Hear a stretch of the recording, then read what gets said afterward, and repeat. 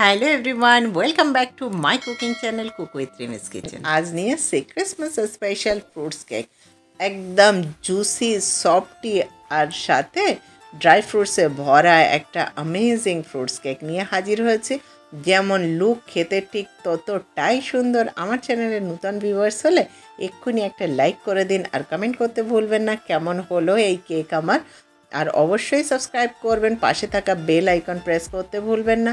আর আমার চ্যানেলের অন্য রেসিপিগুলোও দেখবেন, আমাকে কমেন্ট করে জানাবেন কেমন হলো।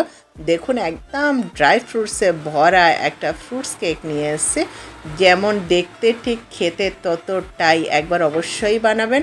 আর একদমই বলবো না বেকারির মতো কেক বানিয়েছি, একদম ডিফারেন্ট। বেকারিতে এমন ড্রাই ফ্রুটস কখনোই পাবেন না। আর দেখুন আমি খুব ক্লোজভাবে দেখাচ্ছি, কি দারুণ, যেমন জালি, সত্যি ভীষণ জুসি, ভীষণই সুন্দর একটা ফ্রুটস কেক এটা। আমি এটা ওভেনে দেখাবো। আর আমার চুলোতে বানানো একটা কেকও আছে ফ্রুটস কেক, তার লিঙ্ক আমি দিয়ে দেবো, অবশ্যই একবার দেখে নেবেন। আর আমি এখানে শীতের সময় আমি ক্রিসমাস স্পেশাল ফ্রুটস কেক বানাবো, তাতে ফ্রেশ অরেঞ্জ জুস ব্যবহার করব না, সেটা একদমই নয়। আমি এখানে অরেঞ্জ জুস নিয়েছি আর সাথে ভ্যারাইটি আমি এখানে ড্রাই ফ্রুটস ব্যবহার করেছি। তার মধ্যে আছে কাজু, ব্ল্যাক কিশমিশ আছে, নর্মাল কিশমিশ আছে, আর এখানে আমি বিভিন্ন কালারের টুটি ফুটি ব্যবহার করেছি, আমন্ডও আছে। আমি 12 ঘন্টার জন্য সেটাকে ভিজিয়ে রেখেছিলাম জুসের মধ্যে।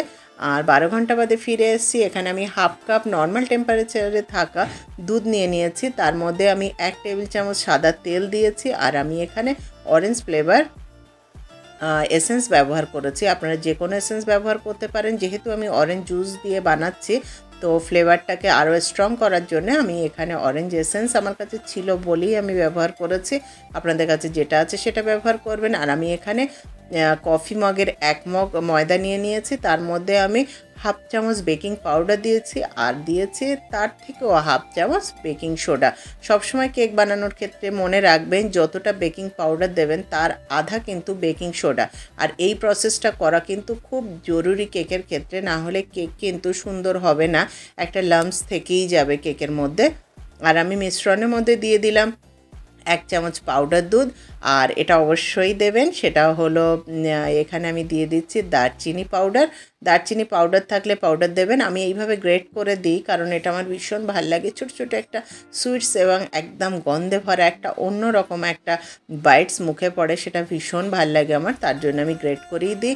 আর একটু আমি লবণ দিয়ে দিলাম, এটা আপনারা স্কিপ করতেই পারেন, তবে লবণ দিলে ফ্রুটস কেকে আমার মনে হয় কেকের টেস্টের মাত্রাটা আর একটু বেড়ে যায়।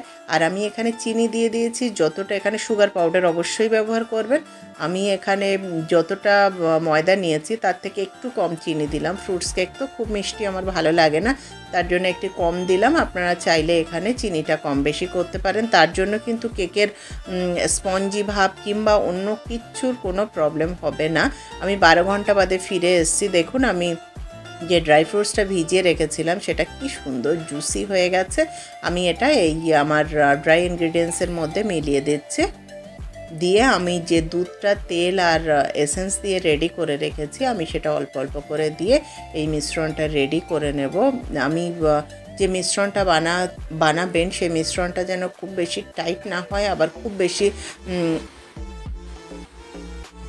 লিকুইডে না হয়, তাহলে কি হবে, বেশি টাইট হলে কেকটা ভীষণ শক্ত হবে, আর লিকুইডে হলে তো অনেক টাইম লাগবে সেটা বেক হতে। আর পারফেক্ট ফ্রুটস কেক কিন্তু হবে না, সেক্ষেত্রে কেকের মেটেরিয়ালটা দেবে যাবে। যেটা অ্যাকচুয়ালি ফ্রুটস কেক লুক একটা ম্যাটার করে না, সেই লুকটা হবেই না যদি বেশি লিকুইডি হয়ে যায়। তার জন্য অল্প অল্প দুধটা দিয়ে রেডি করার চেষ্টা করবেন। একসাথে দিয়ে দিলে বেশি পড়ে গেলে কিন্তু খুব মুশকিল হবে।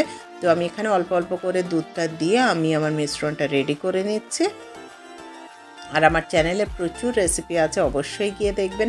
আর কেমন হলো আমাকে জানাবেন, রেসিপিগুলো আপনারা বানাবেন আর আমার সাথে থাকবেন, আমাকে সাপোর্ট করবেন, তাহলে ভালো ভালো রেসিপি নিয়ে আপনাদের সামনে হাজির হব। আমার মিশ্রণটা রেডি হয়ে গেছে। অন্যদিকে আমি যে মোলটাতে বেক করব কেকটা, আমি তার নিচে একটু বাটার পেপার দিয়ে দিলাম, আর কয়েক ড্রপ এখানে আমি হোয়াইট অয়েল দিয়েছি, দিয়ে ব্রাশ দিয়ে খুব ভালোভাবে একটু লাগিয়ে নিচ্ছি, যাতে কেকটা আমার ডিমোল্ড করতে খুব সুবিধা হয় তার জন্যে। আমার টিনটা রেডি হয়ে গেছে। অন্যদিকে যে মিশ্রণটা রেডি ছিল সেই মিশ্রণটা আমি এই টিনের মধ্যে দিয়ে দিচ্ছি। দেখুন একদম ড্রাই ফ্রুটসে ভরা দারুণ একটা মিশ্রণ এটা। কেক কেমন হবে সে তো অবশ্যই দেখাবো পরে, দেখিয়েওছি আগে। আর এইভাবেই বানাবেন। অতিরিক্ত ড্রাই ফ্রুটস কিংবা অতিরিক্ত কিছু দিলে কিন্তু ভালো হয় না, সেটা খেয়াল রাখবেন। আপনাদের ইচ্ছা মতো অবশ্যই ড্রাই ফ্রুটস দেবেন, সেটা যেন পরিমাণে অনেক বেশি না হয়ে যায়। আমি উপরটা রেডি করার জন্যে আমি সবুজ আর লাল রঙের একটু টুটি ফুটি দিয়ে দিলাম, আর কিছুটা কাজু দিয়ে দিচ্ছি, দিয়ে একটু সাজিয়ে নিচ্ছি যাতে দেখতে সুন্দর হয়, খেতে তো অবশ্যই ভালো হবে। আপনারা এখানে আমন্ড দিয়েও ডেকোরেশনটা করতে পারেন, সেক্ষেত্রেও খুব ভালো হয়। আমি এখানে মাইক্রোওয়েভে দেখাবো 180 ডিগ্রিতে 40 মিনিটসে এই কেকটা একদম রেডি হয়ে যাবে। আমি প্রথমে 20 মিনিটসে দিয়ে বেক করে একবার চেক করব, তারপর আবার আমি 20 মিনিটস এটা সেট করব। আমি এটা ফার্স্টে 20 মিনিট দিয়ে এটা আমি ওই 180 ডিগ্রিতে আমি কেকটা বেক করতে দিয়েছি। আমার 40 মিনিটস বাদে আমি ফিরে এসেছি, কেকটা একদমই রেডি হয়ে গেছে দেখুন। আর আমাকে সাপোর্ট করবেন, আমার সাথে থাকবেন। আবারও বলছি, আমাকে এইভাবে সাপোর্ট করবেন, তাহলে ভালো ভালো রেসিপি নিয়ে আপনাদের সামনে হাজির হব। পুরো রেসিপি দেখার জন্য অসংখ্য ধন্যবাদ।